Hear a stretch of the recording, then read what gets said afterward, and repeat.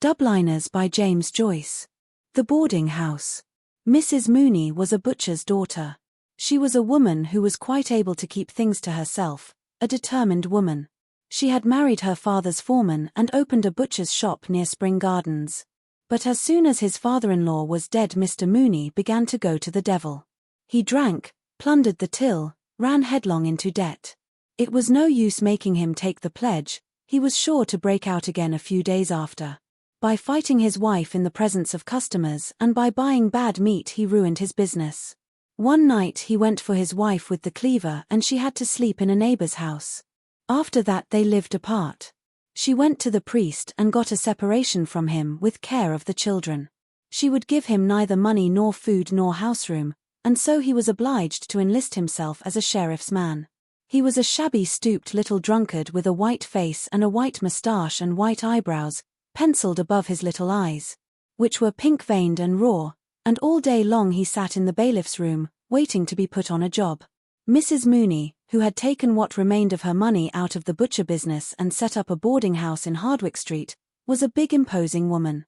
Her house had a floating population made up of tourists from Liverpool and the Isle of Man and, occasionally, artistes from the music halls. Its resident population was made up of clerks from the city. She governed her house cunningly and firmly, knew when to give credit, when to be stern and when to let things pass. All the resident young men spoke of her as the Madam . Mrs. Mooney's young men paid 15 shillings a week for board and lodgings, beer or stout at dinner excluded. They shared in common tastes and occupations, and for this reason they were very chummy with one another. They discussed with one another the chances of favourites and outsiders. Jack Mooney, the madam's son, who was clerk to a commission agent in Fleet Street, had the reputation of being a hard case. He was fond of using soldiers' obscenities. Usually he came home in the small hours. When he met his friends he had always a good one to tell them, and he was always sure to be on to a good thing, that is to say, a likely horse or a likely artiste . He was also handy with the mits and sang comic songs. On Sunday nights there would often be a reunion in Mrs. Mooney's front drawing room. The music hall artistes would oblige, and Sheridan played waltzes and polkas and vamped accompaniments.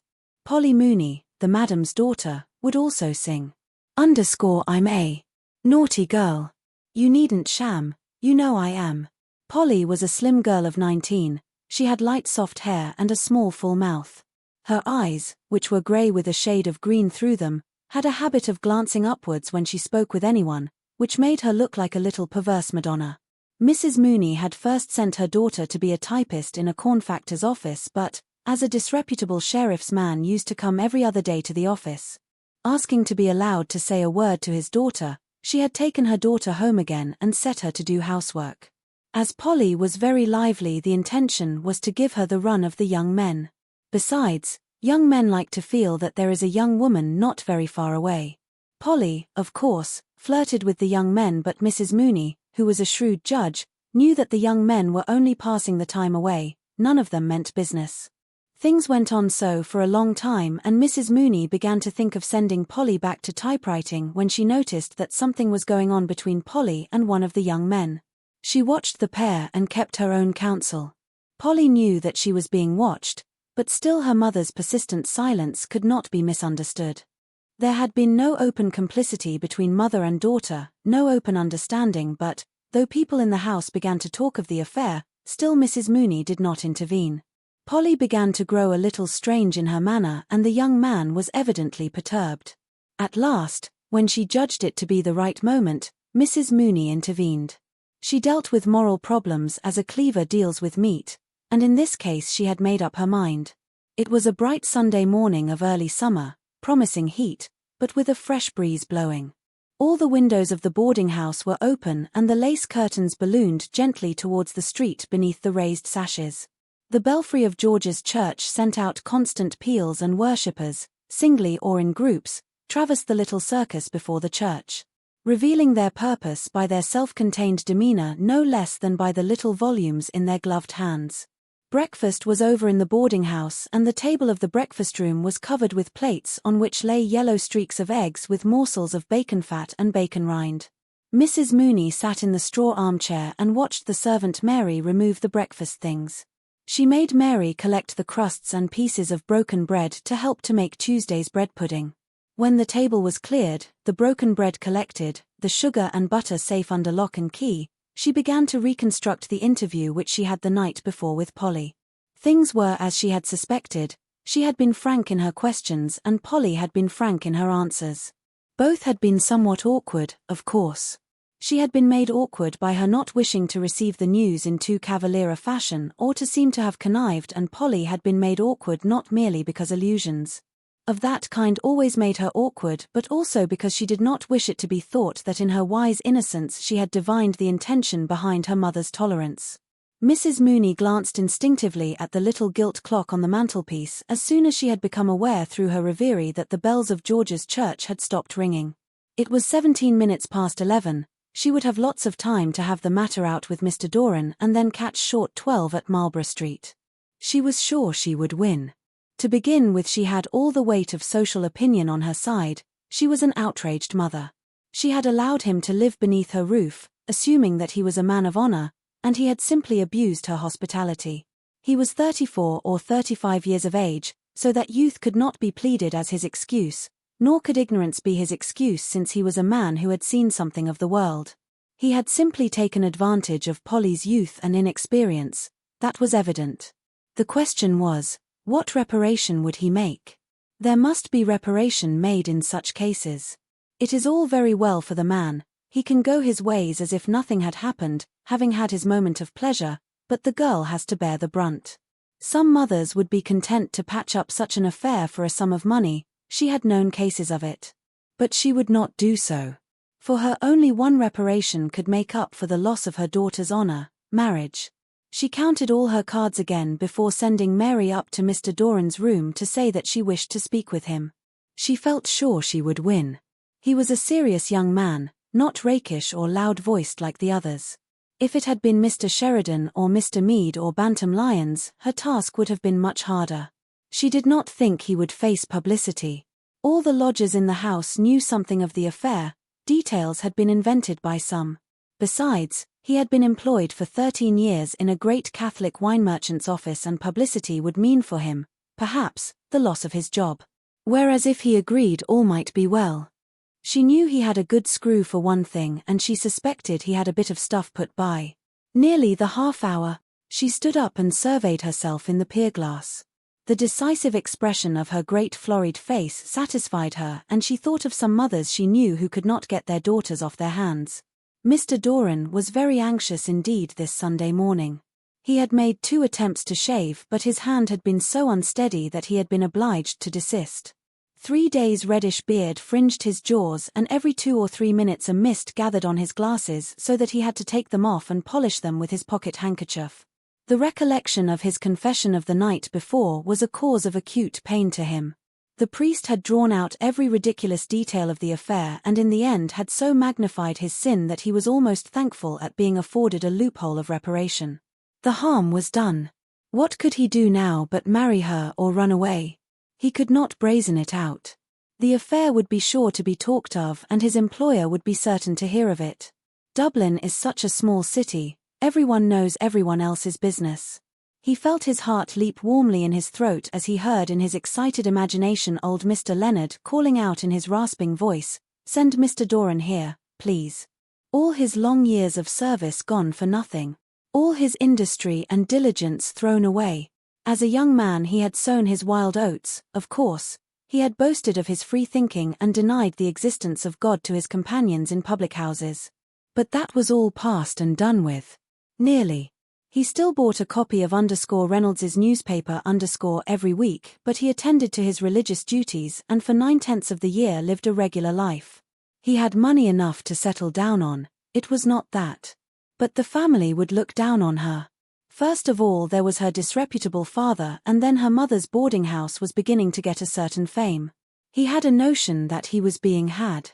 He could imagine his friends talking of the affair and laughing. She was a little vulgar. Sometimes she said, "I seen," and, "if I had ve known." But what would grammar matter if he really loved her? He could not make up his mind whether to like her or despise her for what she had done. Of course he had done it too. His instinct urged him to remain free, not to marry. Once you are married you are done for, it said. While he was sitting helplessly on the side of the bed in shirt and trousers, she tapped lightly at his door and entered. She told him all, that she had made a clean breast of it to her mother and that her mother would speak with him that morning. Oh Bob, what am I to do? What am I to do at all? She would put an end to herself, she said. He comforted her feebly, telling her not to cry, that it would be all right, never fear. He felt against his shirt the agitation of her bosom. It was not altogether his fault that it had happened. He remembered well, with the curious patient memory of the celibate, the first casual caresses her dress, her breath, her fingers had given him. Then late one night as he was undressing for bed she had tapped at his door, timidly. She wanted to relight her candle at his, for hers had been blown out by a gust. It was her bath night. She wore a loose open combing jacket of printed flannel. Her white instep shone in the opening of her furry slippers and the blood glowed warmly behind her perfumed skin. From her hands and wrists too as she lit and steadied her candle a faint perfume arose. On nights when he came in very late it was she who warmed up his dinner. He scarcely knew what he was eating, feeling her beside him alone, at night, in the sleeping house. And her thoughtfulness. If the night was anyway cold or wet or windy there was sure to be a little tumbler of punch ready for him. Perhaps they could be happy together. They used to go upstairs together on tiptoe, each with a candle, and on the third landing exchange reluctant good nights. They used to kiss. He remembered well her eyes, the touch of her hand and his delirium. But delirium passes. He echoed her phrase, applying it to himself. What am I to do? The instinct of the celibate warned him to hold back. But the sin was there, even his sense of honor told him that reparation must be made for such a sin. While he was sitting with her on the side of the bed Mary came to the door and said that the missus wanted to see him in the parlor. He stood up to put on his coat and waistcoat, more helpless than ever. When he was dressed he went over to her to comfort her. It would be all right, never fear. He left her crying on the bed and moaning softly. Oh my God. Going down the stairs his glasses became so dimmed with moisture that he had to take them off and polish them. He longed to ascend through the roof and fly away to another country where he would never hear again of his trouble, and yet a force pushed him downstairs step by step. The implacable faces of his employer and of the madam stared upon his discomfiture. On the last flight of stairs he passed Jack Mooney who was coming up from the pantry nursing 2 bottles of _base_. They saluted coldly. And the lover's eyes rested for a second or two on a thick bulldog face and a pair of thick short arms. When he reached the foot of the staircase he glanced up and saw Jack regarding him from the door of the return room. Suddenly he remembered the night when one of the music hall artists, a little blonde Londoner, had made a rather free allusion to Polly. The reunion had been almost broken up on account of Jack's violence. Everyone tried to quiet him. The music hall artist, a little paler than usual, kept smiling and saying that there was no harm meant. But Jack kept shouting at him that if any fellow tried that sort of a game on with his sister he'd bloody well put his teeth down his throat. So he would. Polly sat for a little time on the side of the bed, crying. Then she dried her eyes and went over to the looking-glass. She dipped the end of the towel in the water jug and refreshed her eyes with the cool water. She looked at herself in profile and readjusted a hairpin above her ear. Then she went back to the bed again and sat at the foot. She regarded the pillows for a long time and the sight of them awakened in her mind secret amiable memories. She rested the nape of her neck against the cool iron bedrail and fell into a reverie. There was no longer any perturbation visible on her face. She waited on patiently, almost cheerfully, without alarm, her memories gradually giving place to hopes and visions of the future. Her hopes and visions were so intricate that she no longer saw the white pillows on which her gaze was fixed or remembered that she was waiting for anything. At last she heard her mother calling. She started to her feet and ran to the banisters. "Polly! Polly!" "Yes, Mama?" "Come down, dear. Mr. Doran wants to speak to you." Then she remembered what she had been waiting for. A little cloud. 8 years before he had seen his friend off at the North Wall and wished him Godspeed. Gallagher had got on. You could tell that at once by his travelled air, his well-cut tweed suit, and fearless accent. Few fellows had talents like his, and fewer still could remain unspoiled by such success. Gallagher's heart was in the right place and he had deserved to win. It was something to have a friend like that. Little Chandler's thoughts ever since lunchtime had been of his meeting with Gallagher, of Gallagher's invitation and of the great city London where Gallagher lived. He was called Little Chandler because, though he was but slightly under the average stature, he gave one the idea of being a little man. His hands were white and small, his frame was fragile, his voice was quiet and his manners were refined. He took the greatest care of his fair silken hair and moustache and used perfume discreetly on his handkerchief. The half-moons of his nails were perfect and when he smiled you caught a glimpse of a row of childish white teeth. As he sat at his desk in the King's Inns he thought what changes those 8 years had brought.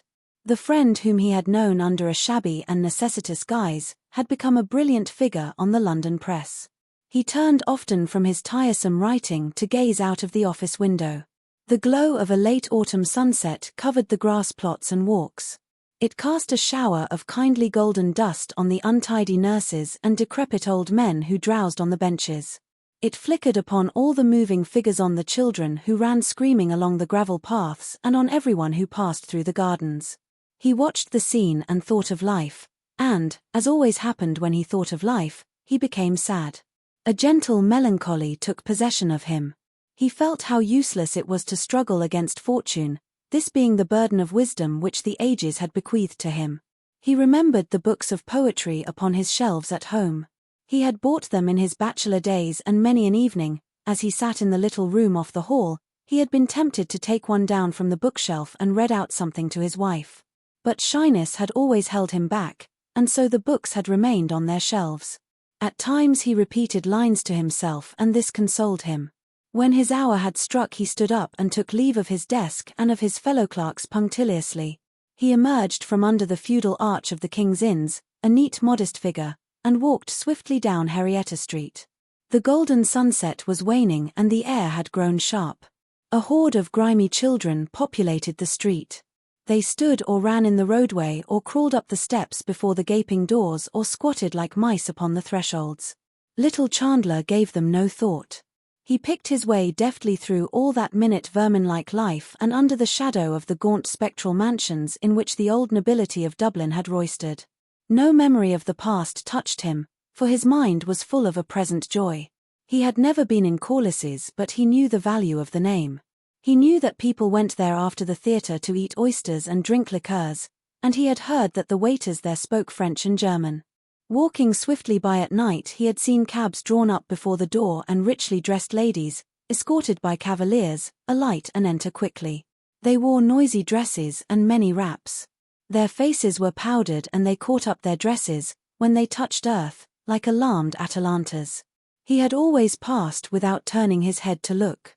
It was his habit to walk swiftly in the street even by day, and whenever he found himself in the city late at night he hurried on his way apprehensively and excitedly. Sometimes, however, he courted the causes of his fear. He chose the darkest and narrowest streets and, as he walked boldly forward, the silence that was spread about his footsteps troubled him. The wandering silent figures troubled him, and at times a sound of low fugitive laughter made him tremble like a leaf. He turned to the right towards Capel Street. Ignatius Gallagher on the London press.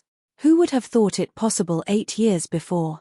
Still, now that he reviewed the past, little Chandler could remember many signs of future greatness in his friend. People used to say that Ignatius Gallagher was wild. Of course, he did mix with a rakish set of fellows at that time, drank freely and borrowed money on all sides. In the end he had got mixed up in some shady affair, some money transaction. At least, that was one version of his flight. But nobody denied him talent. There was always a certain something in Ignatius Gallagher that impressed you in spite of yourself. Even when he was out at elbows and at his wits' end for money he kept up a bold face. "Half-time now, boys," he used to say light-heartedly. "Where's my considering cap?" That was Ignatius Gallagher all out, and, damn it, you couldn't but admire him for it.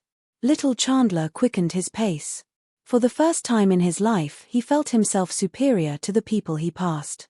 For the first time his soul revolted against the dull inelegance of Capel Street. There was no doubt about it, if you wanted to succeed you had to go away. You could do nothing in Dublin. As he crossed Grattan Bridge he looked down the river towards the lower quays and pitied the poor stunted houses. They seemed to him a band of tramps, huddled together along the riverbanks, their old coats covered with dust and soot. Stupefied by the panorama of sunset and waiting for the first chill of night bid them arise, shake themselves and begone. He wondered whether he could write a poem to express his idea. Perhaps Gallagher might be able to get it into some London paper for him. Could he write something original? He was not sure what idea he wished to express, but the thought that a poetic moment had touched him took life within him like an infant hope. He stepped onward bravely. Every step brought him nearer to London, farther from his own sober, inartistic life. A light began to tremble on the horizon of his mind. He was not so old, 32. His temperament might be said to be just at the point of maturity. There were so many different moods and impressions that he wished to express in verse. He felt them within him. He tried to weigh his soul to see if it was a poet's soul. Melancholy was the dominant note of his temperament, he thought, but it was a melancholy tempered by recurrences of faith and resignation and simple joy. If he could give expression to it in a book of poems, perhaps men would listen. He would never be popular, he saw that. He could not sway the crowd, but he might appeal to a little circle of kindred minds. The English critics, perhaps, would recognize him as one of the Celtic school by reason of the melancholy tone of his poems. Besides that, he would put in allusions. He began to invent sentences and phrases from the notice which his book would get. Mr. Chandler has the gift of easy and graceful verse. A wistful sadness pervades these poems. The Celtic note. It was a pity his name was not more Irish-looking. Perhaps it would be better to insert his mother's name before the surname, Thomas Malone Chandler, or better still, T. Malone Chandler. He would speak to Gallagher about it. He pursued his reverie so ardently that he passed his street and had to turn back. As he came near Corliss's his former agitation began to overmaster him and he halted before the door in indecision. Finally he opened the door and entered. The light and noise of the bar held him at the doorways for a few moments. He looked about him, but his sight was confused by the shining of many red and green wineglasses. The bar seemed to him to be full of people and he felt that the people were observing him curiously. He glanced quickly to right and left, frowning slightly to make his errand appear serious, but when his sight cleared a little he saw that nobody had turned to look at him. And there, sure enough, was Ignatius Gallagher leaning with his back against the counter and his feet planted far apart. "Hello, Tommy, old hero, here you are. What is it to be? What will you have?" "I'm taking whiskey, better stuff than we get across the water." "Soda? Lithia? No mineral?" "I'm the same. Spoils the flavor." "Here. _garçon_, bring us 2 halves of malt whiskey, like a good fellow." "Well, and how have you been pulling along since I saw you last? Dear God, how old we're getting. Do you see any signs of aging in me, eh? What? A little grey and thin on the top, what?" Ignatius Gallagher took off his hat and displayed a large closely cropped head. His face was heavy, pale and clean-shaven. His eyes, which were of bluish slate color, relieved his unhealthy pallor and shone out plainly above the vivid orange tie he wore. Between these rival features the lips appeared very long and shapeless and colorless. He bent his head and felt with 2 sympathetic fingers the thin hair at the crown. Little Chandler shook his head as a denial. Ignatius Gallagher put on his hat again. "It pulls you down," he said. "Press life.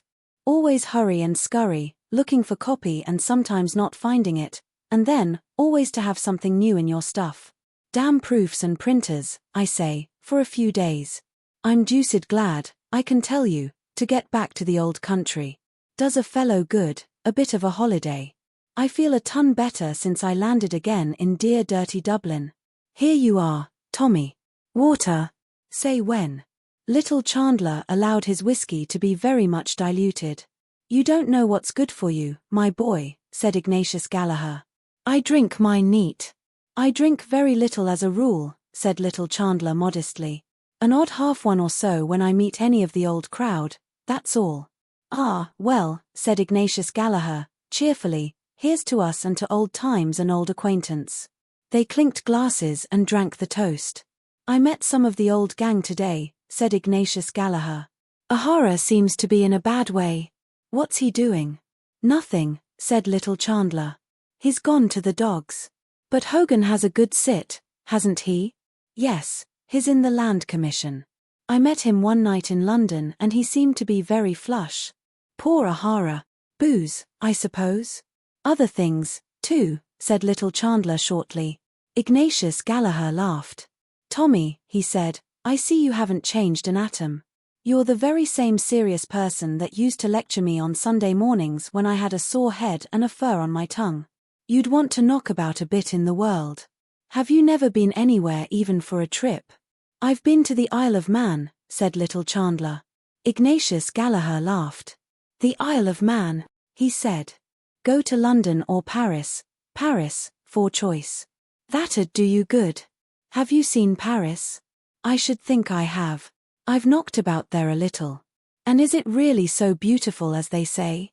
Asked little Chandler. He sipped a little of his drink while Ignatius Gallagher finished his boldly. Beautiful? Said Ignatius Gallagher, pausing on the word and on the flavor of his drink.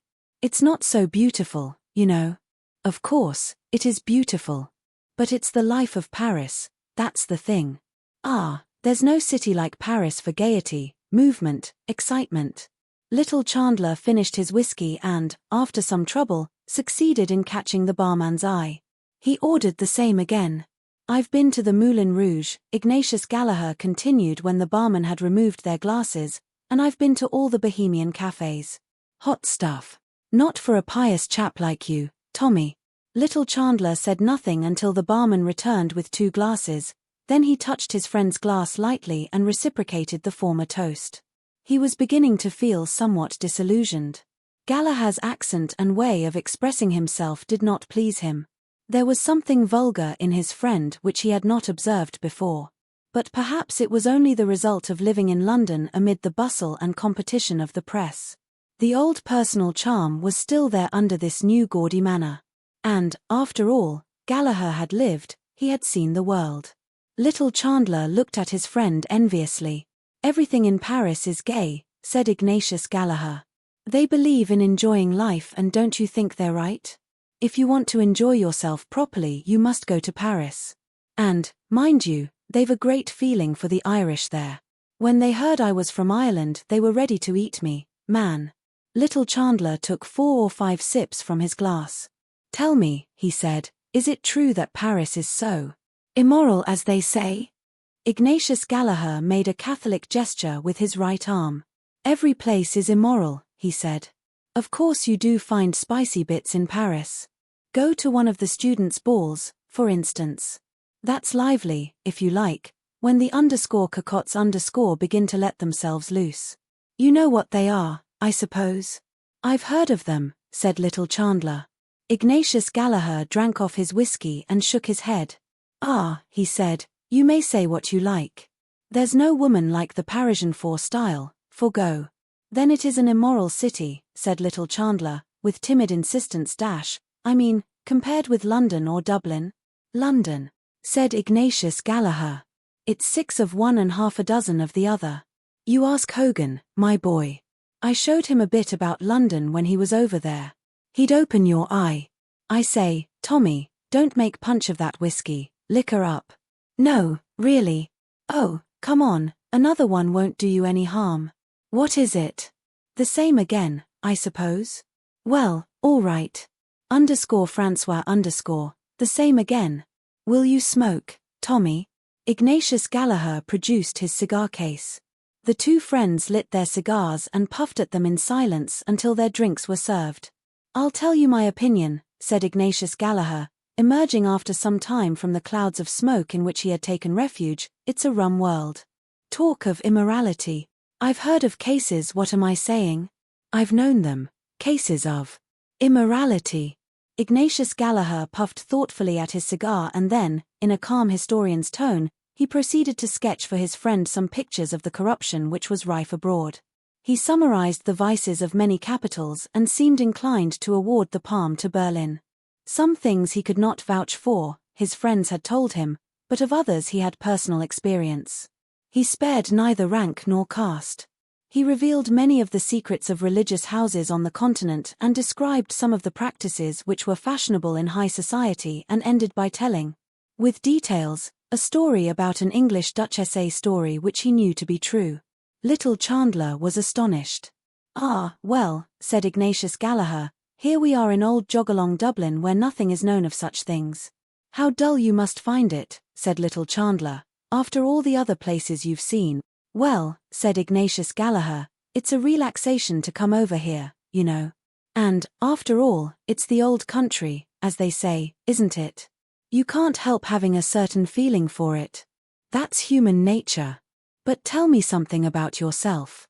Hogan told me you had tasted the joys of connubial bliss. 2 years ago, wasn't it?" Little Chandler blushed and smiled.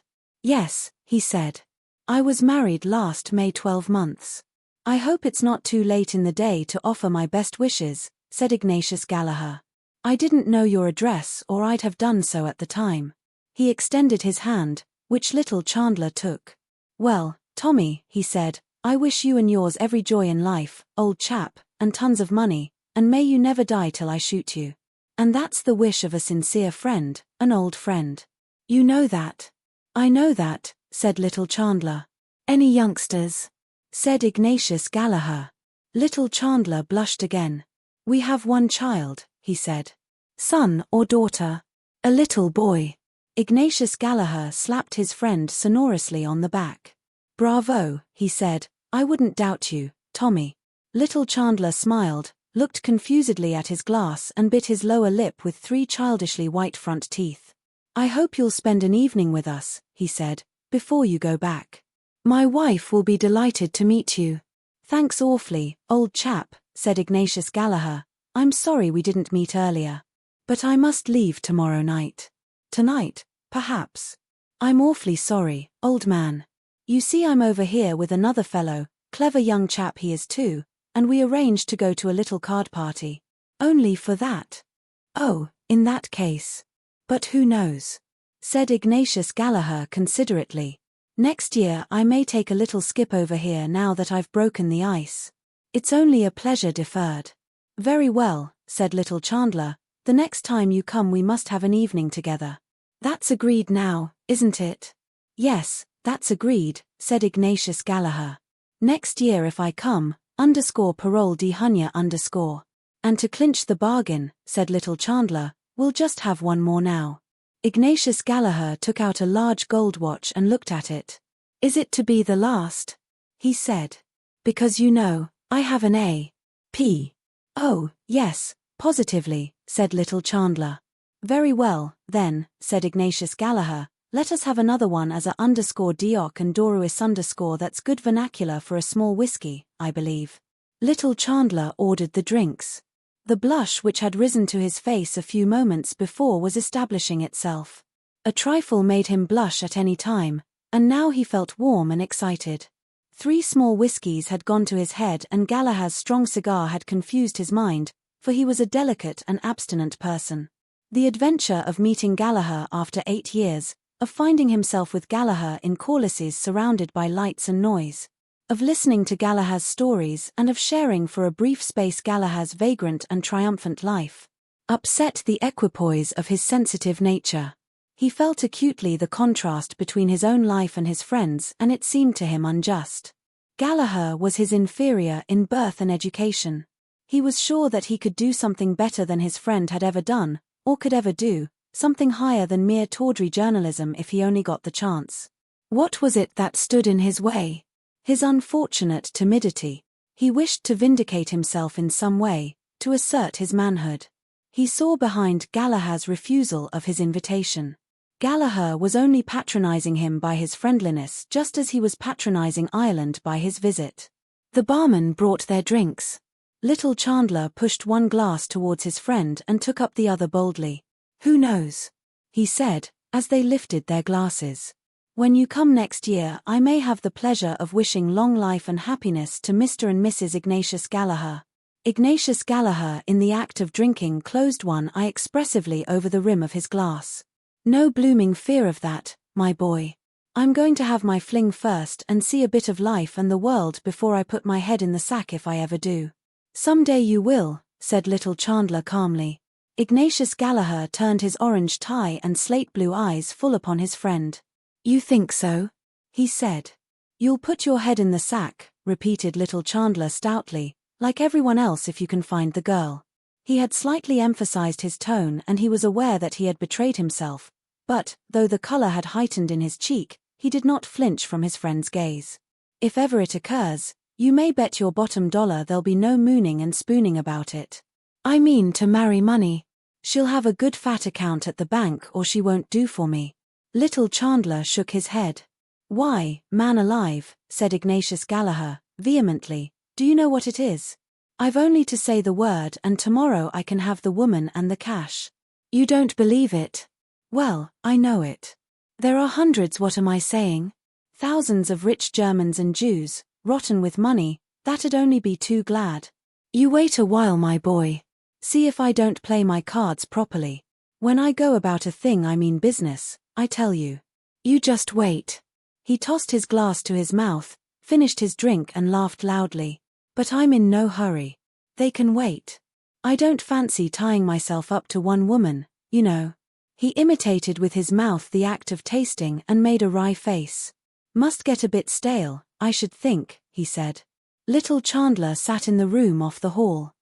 Holding a child in his arms to save money, they kept no servant, but Annie's young sister Monica came for an hour or so in the morning and an hour or so in the evening to help. But Monica had gone home long ago. It was 8:45. Little Chandler had come home late for tea and, moreover, he had forgotten to bring Annie home the parcel of coffee from Bewley's. Of course she was in a bad humor and gave him short answers.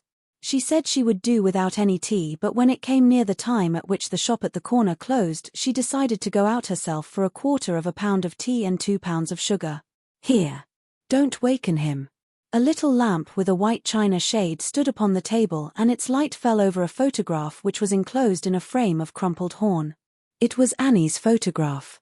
Little Chandler looked at it, pausing at the thin tight lips.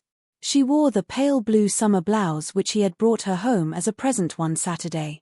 It had cost him 10 and 11 pence, but what an agony of nervousness it had cost him, how he had suffered that day, waiting at the shop door until the shop was empty, standing at the counter and trying to appear at his ease while the girl piled ladies' blouses before him, paying at the desk and forgetting to take up the odd penny of his change, being called back by the cashier, and finally, striving to hide his blushes as he left the shop by examining the parcel to see if it was securely tied. When he brought the blouse home, Annie kissed him and said it was very pretty and stylish. But when she heard the price, she threw the blouse on the table and said it was a regular swindle to charge 10 and 11 pence for it.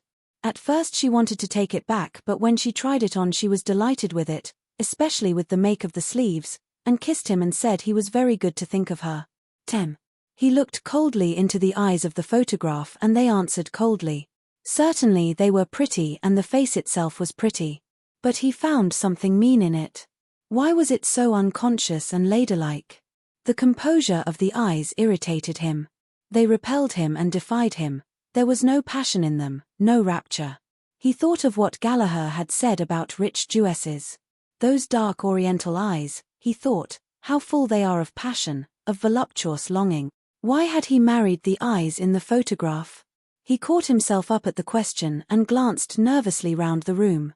He found something mean in the pretty furniture which he had bought for his house on the hire system. Annie had chosen it herself and it reminded him of her. It too was prim and pretty. A dull resentment against his life awoke within him. Could he not escape from his little house? Was it too late for him to try to live bravely like Gallagher? Could he go to London? There was the furniture still to be paid for. If he could only write a book and get it published, that might open the way for him. A volume of Byron's poems lay before him on the table.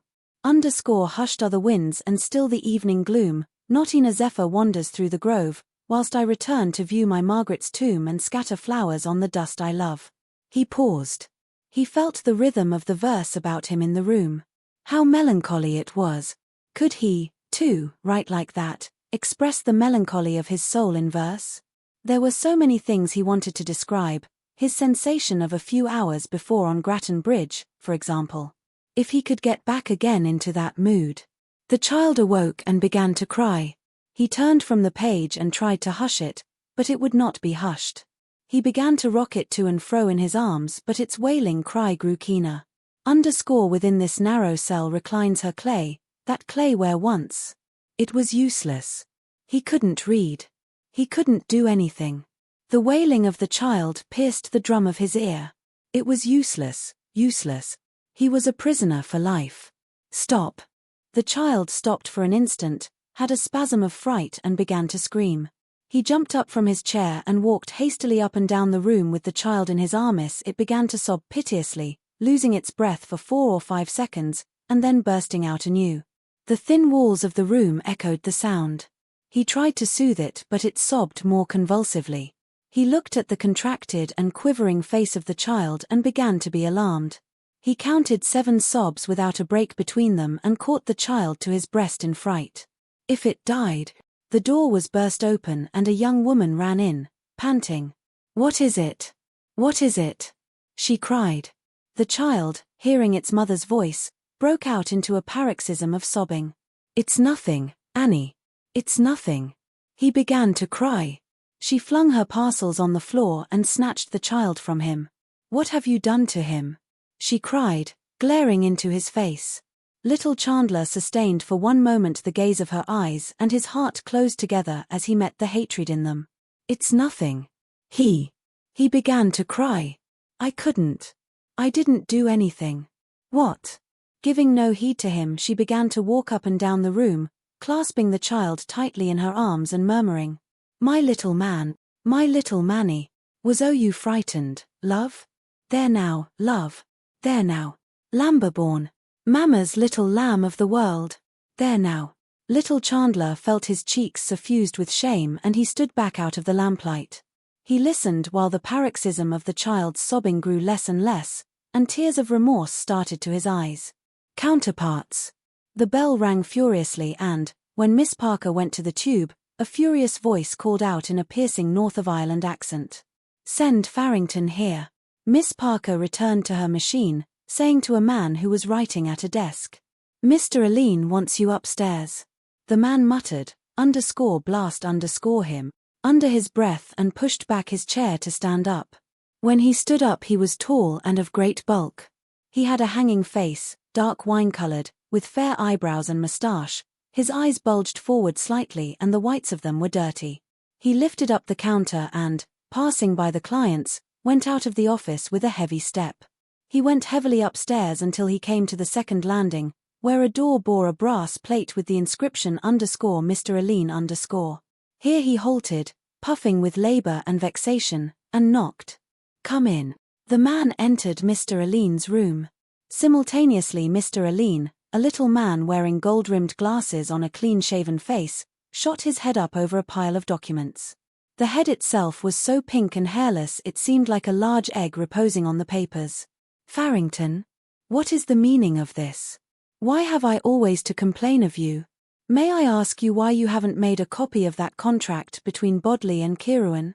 I told you it must be ready by 4 o'clock. But Mr. Shelley said, sir. Mr. Shelley said, sir. Kindly attend to what I say and not to what. Mr. Shelley says, sir. You have always some excuse or another for shirking work.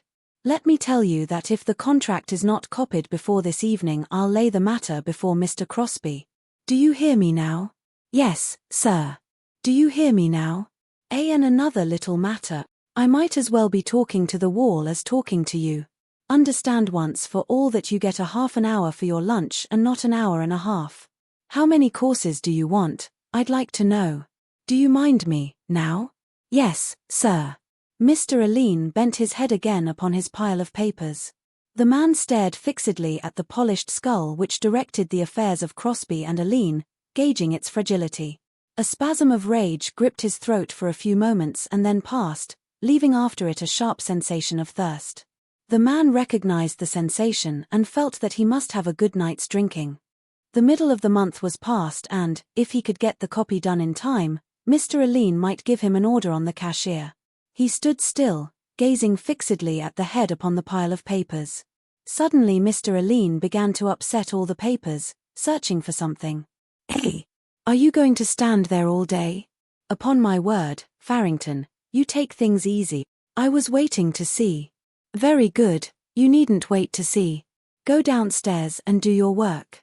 The man walked heavily towards the door and, as he went out of the room, he heard Mr. Aline cry after him that if the contract was not copied by evening Mr. Crosby would hear of the matter. He returned to his desk in the lower office and counted the sheets which remained to be copied. He took up his pen and dipped it in the ink, but he continued to stare stupidly at the last words he had written. "In no case shall the said Bernard Bodley be. The evening was falling and in a few minutes they would be lighting the gas, then he could write." He felt that he must slake the thirst in his throat. He stood up from his desk and, lifting the counter as before, passed out of the office. As he was passing out, the chief clerk looked at him inquiringly. "It's all right, Mr. Shelley," said the man, pointing with his finger to indicate the objective of his journey. The chief clerk glanced at the hat rack but, seeing the row complete, offered no remark. As soon as he was on the landing, the man pulled a shepherd's plaid cap out of his pocket, put it on his head and ran quickly down the rickety stairs. From the street door he walked on furtively on the inner side of the path towards the corner and all at once dived into a doorway. "Here, Pat, give us a GP, like a good fellow." The curate brought him a glass of plain porter. The man drank it at a gulp and asked for a caraway seed. He put his penny on the counter and, leaving the curate to grope for it in the gloom, retreated out of the snug as furtively as he had entered it. Darkness, accompanied by a thick fog, was gaining upon the dusk of February and the lamps in Eustace Street had been lit. The man went up by the houses until he reached the door of the office, wondering whether he could finish his copy in time. On the stairs a moist pungent odour of perfumes saluted his nose. Evidently Miss Delica had come while he was out in O'Neill's. He crammed his cap back again into his pocket and re-entered the office, assuming an air of absent-mindedness. "Mr. Aline has been calling for you," said the chief clerk severely. "Where were you?" The man glanced at the two clients who were standing at the counter as if to intimate that their presence prevented him from answering. As the clients were both male, the chief clerk allowed himself a laugh. "I know that game," he said. 5 times in one day is a little bit. Well, you better look sharp and get a copy of our correspondence in the Delica case for Mr. Aline."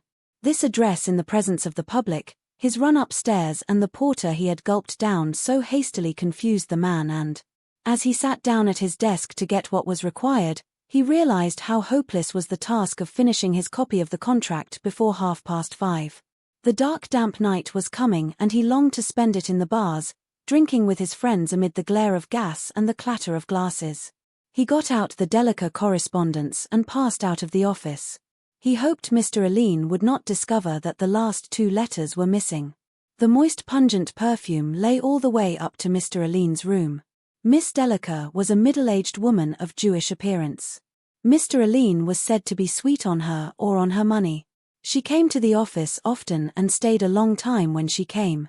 She was sitting beside his desk now in an aroma of perfumes, smoothing the handle of her umbrella and nodding the great black feather in her hat.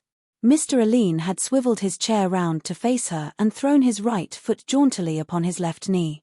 The man put the correspondence on the desk and bowed respectfully, but neither Mr. Aline nor Miss Delica took any notice of his bow. Mr. Aline tapped a finger on the correspondence and then flicked it towards him as if to say, "That's all right, you can go." The man returned to the lower office and sat down again at his desk. He stared intently at the incomplete phrase, "in no case shall the said Bernard Bodley be and thought how strange it was that the last 3 words began with the same letter. The chief clerk began to hurry Miss Parker, saying she would never have the letters typed in time for post. The man listened to the clicking of the machine for a few minutes and then set to work to finish his copy. But his head was not clear and his mind wandered away to the glare and rattle of the public house. It was a night for hot punches. He struggled on with his copy, But when the clock struck 5 he had still 14 pages to write. Blast it! He couldn't finish it in time. He longed to execrate aloud, to bring his fist down on something violently. He was so enraged that he wrote _Bernard instead of _Bernard Bodley and had to begin again on a clean sheet. He felt strong enough to clear out the whole office single-handed. His body ached to do something, to rush out and revel in violence. All the indignities of his life enraged him. Could he ask the cashier privately for an advance? No, the cashier was no good, no damn good, he wouldn't give an advance. He knew where he would meet the boys, Leonard and O'Halloran and Nosey Flynn. The barometer of his emotional nature was set for a spell of riot. His imagination had so abstracted him that his name was called twice before he answered. Mr. Aline and Miss Delica were standing outside the counter and all the clerks had turned round in anticipation of something. The man got up from his desk. Mr. Aline began a tirade of abuse, saying that 2 letters were missing. The man answered that he knew nothing about them, that he had made a faithful copy. I know nothing about any other 2 letters, he said stupidly. You know nothing . Of course you know nothing, said Mr. Aline. Tell me, he added, glancing first for approval to the lady beside him, do you take me for a fool? Do you think me an utter fool? The man glanced from the lady's face to the little egg-shaped head and back again, and, almost before he was aware of it, his tongue had found a felicitous moment. I don't think, sir, he said, that's a fair question to put to me. There was a pause in the very breathing of the clerks. Everyone was astounded, the author of the witticism no less than his neighbours, and Miss Delica, who was a stout amiable person, began to smile broadly. Mr. Aline flushed to the hue of a wild rose and his mouth twitched with a dwarf's passion. You impertinent ruffian! You impertinent ruffian! I'll make short work of you. Wait till you see. You'll apologize to me for your impertinence or you'll quit the office instanter. You'll quit this, I'm telling you, or you'll apologize to me. He stood in a doorway opposite the office watching to see if the cashier would come out alone. All the clerks passed out and finally the cashier came out with the chief clerk. It was no use trying to say a word to him when he was with the chief clerk. The man felt that his position was bad enough. He had been obliged to offer an abject apology to Mr. Aline for his impertinence, but he knew what a hornet's nest the office would be for him. He could remember the way in which Mr. Aline had hounded little Peake out of the office in order to make room for his own nephew. He felt savage and thirsty and revengeful, annoyed with himself and with everyone else.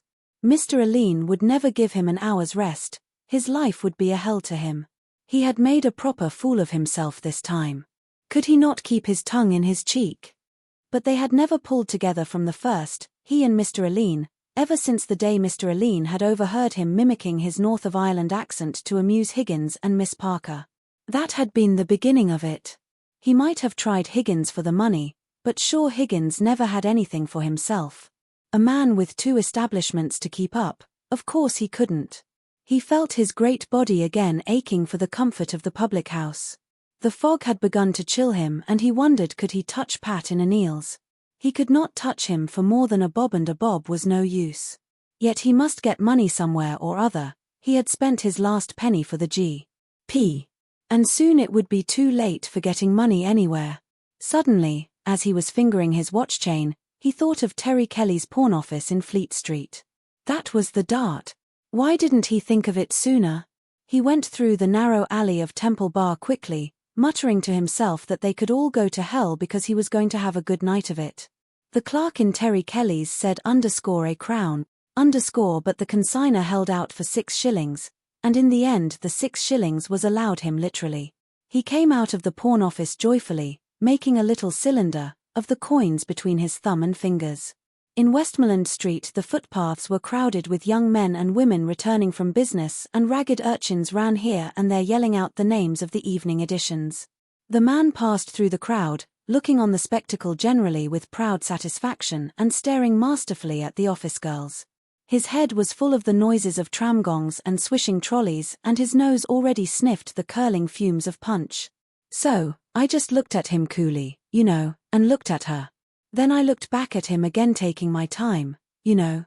Nosey Flynn was sitting up in his usual corner of Davy Byrne's and, When he heard the story, he stood Farrington a half one, saying it was as smart a thing as ever he heard. Farrington stood a drink in his turn. After a while O'Halloran and Paddy Leonard came in and the story was repeated to them. O'Halloran stood tailors of malt, hot, all round and told the story of the retort he had made to the chief clerk when he was in Callans of Founds Street.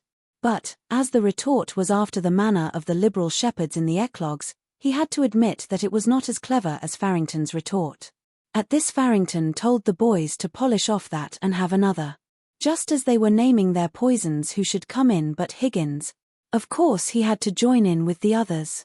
The men asked him to give his version of it, and he did so with great vivacity, for the sight of 5 small hot whiskies was very exhilarating. Everyone roared laughing when he showed the way in which Mr. Alleyne shook his fist in Farrington's face. Then he imitated Farrington, saying, "and here was my nabs, as cool as you please," while Farrington looked at the company out of his heavy dirty eyes, smiling and at times drawing forth stray drops of liquor from his moustache with the aid of his lower lip. When that round was over there was a pause. O'Halloran had money but neither of the other two seemed to have any, so the whole party left the shop somewhat regretfully. At the corner of Duke Street Higgins and Nosey Flynn bevelled off to the left while the other 3 turned back towards the city. Rain was drizzling down on the cold streets and, when they reached the Ballast office, Farrington suggested the Scotch House. The bar was full of men and loud with the noise of tongues and glasses. The 3 men pushed past the whining match-sellers at the door and formed a little party at the corner of the counter. They began to exchange stories. Leonard introduced them to a young fellow named Weathers who was performing at the Tivoli as an acrobat and knockabout. _artiste_. Farrington stood a drink all round. Weathers said he would take a small Irish and Apollinaris. Farrington, who had definite notions of what was what, asked the boys would they have an Apollinaris too, but the boys told Tim to make theirs hot. The talk became theatrical. O'Halloran stood a round and then Farrington stood another round, Weathers protesting that the hospitality was too Irish. He promised to get them in behind the scenes and introduce them to some nice girls. O'Halloran said that he and Leonard would go, but that Farrington wouldn't go because he was a married man.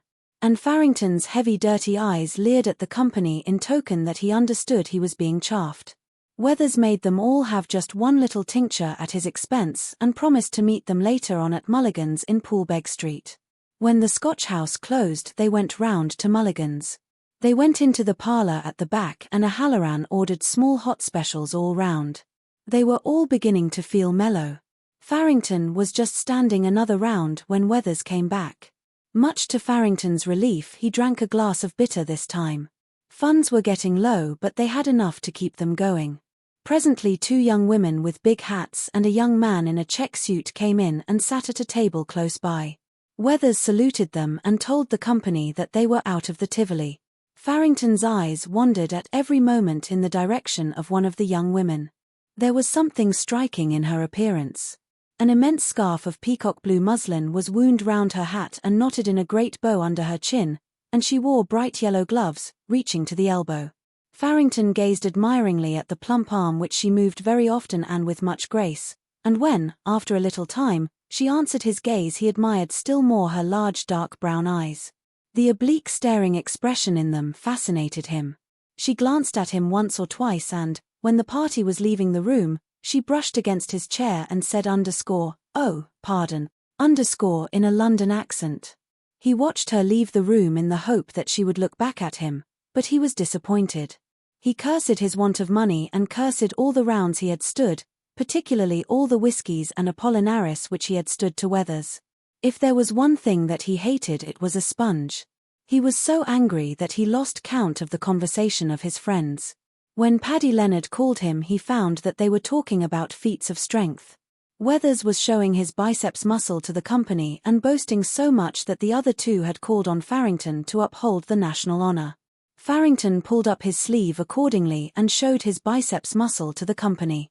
The 2 arms were examined and compared and finally it was agreed to have a trial of strength. The table was cleared and the 2 men rested their elbows on it, clasping hands. When Paddy Leonard said "Go," each was to try to bring down the other's hand onto the table. Farrington looked very serious and determined. The trial began. After about 30 seconds, Weathers brought his opponent's hand slowly down onto the table. Farrington's dark wine-colored face flushed darker still with anger and humiliation at having been defeated by such a stripling. "You're not to put the weight of your body behind it. Play fair," he said. "Who's not playing fair?" said the other. "Come on again. The 2 best out of 3. The trial began again. The veins stood out on Farrington's forehead, and the pallor of Weathers' complexion changed to peony. Their hands and arms trembled under the stress. After a long struggle, Weathers again brought his opponent's hand slowly onto the table. There was a murmur of applause from the spectators. "Ah, that's the knack. What the hell do you know about it?" said Farrington fiercely, turning on the man. "What do you put in your gab for?" "Sure, said O'Halloran, observing the violent expression of Farrington's face. "Pony up, boys. We'll have just one little smahan more and then we'll be off." A very sullen-faced man stood at the corner of O'Connell Bridge waiting for the little Sandermount tram to take him home. He was full of smouldering anger and revengefulness. He felt humiliated and discontented, he did not even feel drunk, and he had only 2pence in his pocket. He cursed everything. He had done for himself in the office, pawned his watch, spent all his money, and he had not even got drunk. He began to feel thirsty again and he longed to be back again in the hot reeking public house. He had lost his reputation as a strong man, having been defeated twice by a mere boy. His heart swelled with fury and, when he thought of the woman in the big hat who had brushed against him and said _pardon, his fury nearly choked him. His tram let him down at Shelburne Road and he steered his great body along in the shadow of the wall of the barracks. He loathed returning to his home.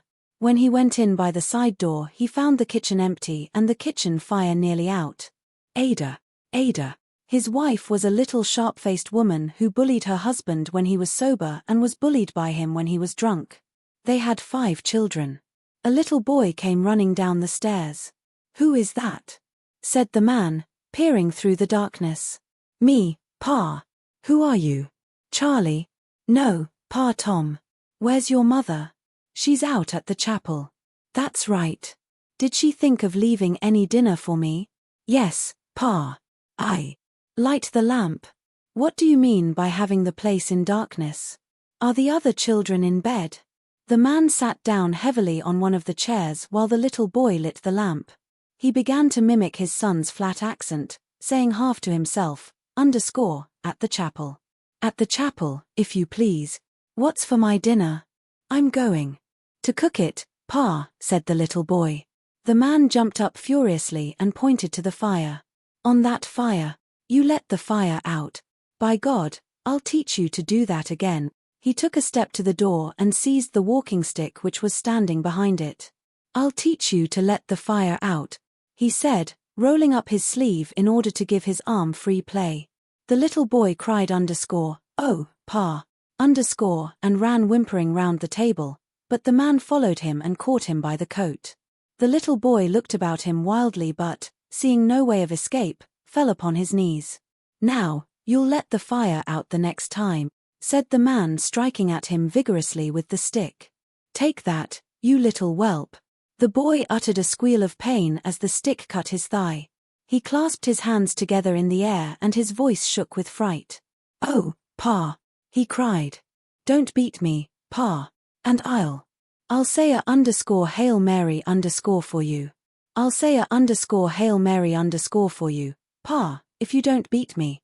I'll say _Hail Mary